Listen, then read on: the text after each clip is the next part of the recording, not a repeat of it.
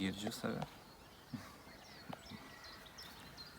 Kuo norėčiau pasidalinti, tai šitas kelias yra apie save. Apie save,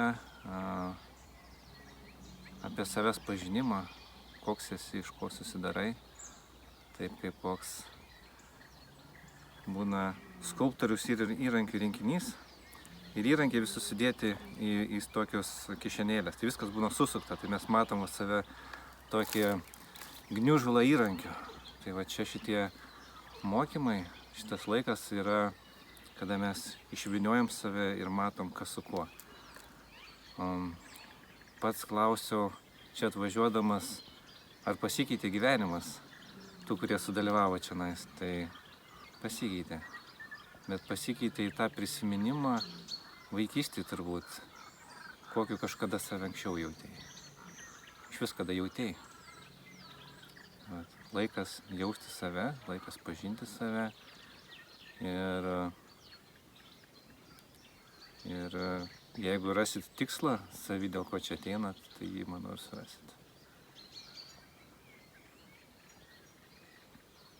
O kaip pasikeitė, kokį lūkestį tu turėjai atvažiuodamas?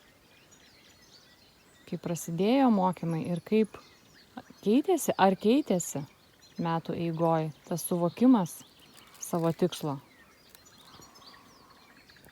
Man tikslas buvo, šiaip sunkiai labai jaučiausi, buvo toksai, gal sakyčiau, psichologinis gyvenimo dugnas ir buvo ir fiziniai tam tikrų lūkesčių pokyčiai, kad fizinis dingtų tas sunkumas nuo širdies. Ir buvo tikslas šviesti. Tai šviesti galbūt tai ta prasme, kad aš vaikystėje save prisimenu, koks buvau.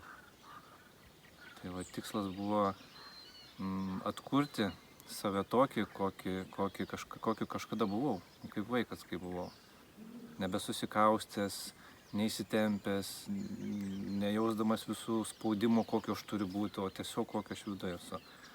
Tai aš manau, kad tai yra kelio tik pradžia, bet tai yra visa instrukcija ir visas pajautimas. Iš tikrųjų, šitas kursas man tai yra apie stebuklus, apie tą realybę, kurios net neįsivaizdavau, kad yra, kad tokie stebuklai gali vykti.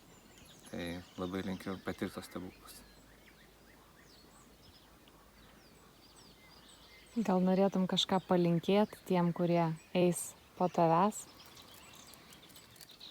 Ar kažką patart? Neįsigąsti. Neįsigąsti tik savęs galite, savo vidaus. Tai neįsigąsti to vidaus. Eiti save